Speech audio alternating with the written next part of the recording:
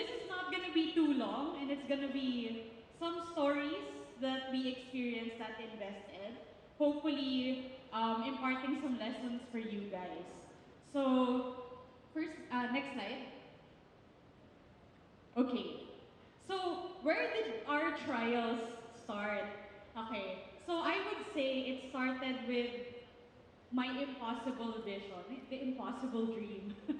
So, I'm the type of person kasi na I like being challenged. So, who here likes being challenged? Yun. Nung student ako, I was a BS org. So, may mga pumalak pa. So, I was a BS org. Hindi ako mapakali sa classroom, and I loved organizing events, doing advocacy work. And when I graduated from UP, so I wanted to tackle this problem. Today, 4 out of 5 college students actually never make it to graduation day. And I was shocked when I saw this because nobody is talking about this problem. It's our higher education problem. And it's actually, this statistic has been pretty much the same for the past 10 years. I have not been able to find data preceding the 10 years, but it's probably pretty much the same also. So I wanted to change this, 100-year-old, decades-old problem. And so next slide. So I put 8 years here because it took me 8 years to realize that I wanted to start solving this problem.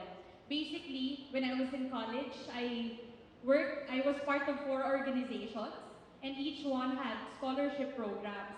So for some sort of destiny thing, I was made to manage these scholarship funds, and nakita ko na who here has been part of organizing open parties, events, right? You call sponsors, etc., for the benefit of 1 or 2 scholars going to school. And in my head, it was always like, is there no more efficient way to solve this problem? Maraming taong may pera, and there are lots of students in need. How come we're not able to connect the two efficiently? So that was like 4 years of college experience for me with that frustration. And then when I went on to work, a couple more years working in the same space, raising money for scholarships at a bigger scale, international. And I saw that the problem was not just here in the Philippines, but also global. So yeah, I guess in the trials and triumphs of doing a startup, one of the hardest trials would be realizing what problem you want to solve. And one tip I would share is that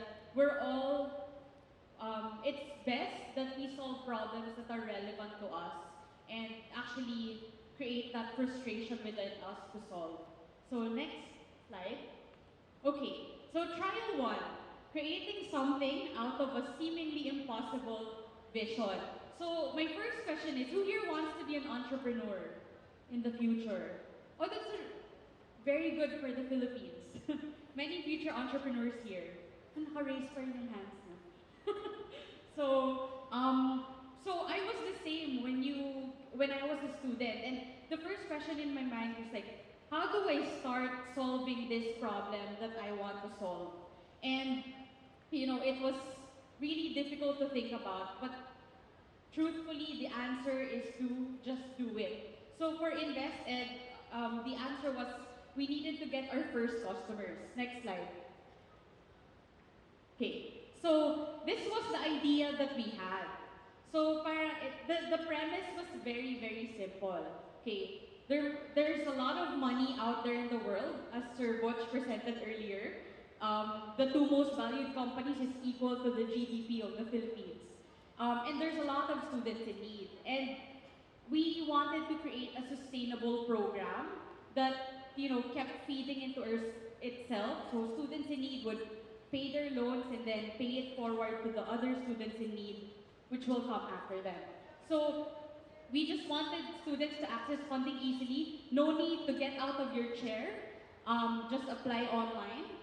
No need for collateral like what you would need in a bank. Study now and pay later. So also secure their career with our loan program. So secure their jobs so that they could repay their loan. Next slide. So we had to get our first customers. We started in PUP. Anyone here from PUP? Yeah. So we started in PUP, got our first student there. It was so hard because, I mean, hindi naman thing yung loans sa Philippines, right? What more students? So parang we had to explain, ano ba yung loans? Ako din hindi ko siya gets.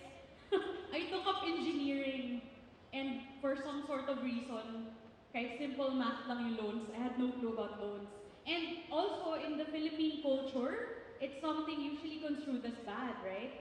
So, but in the terms of education loans, this allows us to create more money in the future so we can finish our education. So, it was actually like a good thing. So, that was me explaining to students. I was trying to explain, if you make your monthly payments, katumbas lang sa isang chicken joy yung monthly payment nyo. Something like that. So, next slide. So, surprisingly, we oriented 400 students and 100 got our application forms at the end of the orientation. So it was a very good turnout. So that was the first trial. It took us 6 months to research and develop the idea and then formulate how we were going to pilot and get our first students. So next. So trial 2. So we had a pilot, we had our first students, we had our first 12 students, and the question was, how would we get to our next 100? And this was trial 2, facing every imaginable rejection you can think of. Next slide. So we were told all of these things for about 2 years. For the first 2 years started, students who don't have money will never repay their loans. You have absolutely no experience in banking. Why are you here?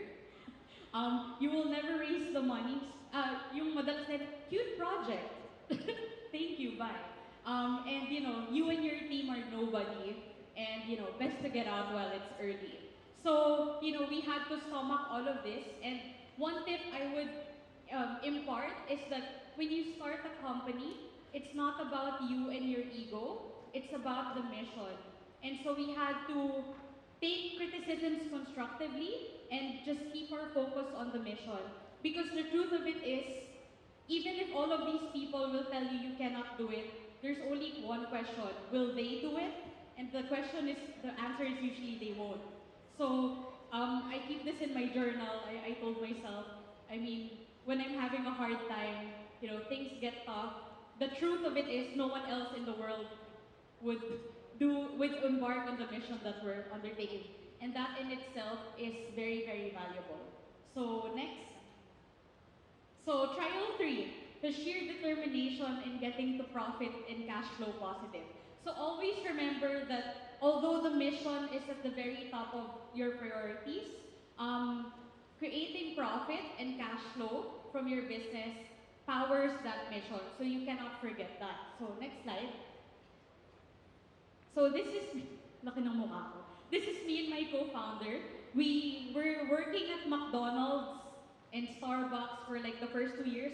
Back then, there was very few incubators, only Idea Space, and we got our first grant from Idea Space actually. Next slide. I sold my piano to pay for my salary, and I was on a consistent diet of siomai and lugaw for 2 years because we had to always stretch our funding. So next slide. So yeah, that was 3 years to profit and cash flow positive, and it was very, very difficult. So these are the realities. What you read in the media about startups is typically over-glamorized. It's really, really hard work. Next slide. So the triumphs are less funny to cuento, but we've had 4,000 plus students submit loan application. We grew our customers 300% last fiscal year. We're in 177 schools today, and 72% of our customers repay us, and 99.5% of our students are repaying their loans. So next slide. For funders, we've gotten a lot of great people and great corporations to believe in our mission. These are the people who are funding the loans to our We've also gotten recognized by several media outlets. Thank you, BusinessWorld. And also gotten awards.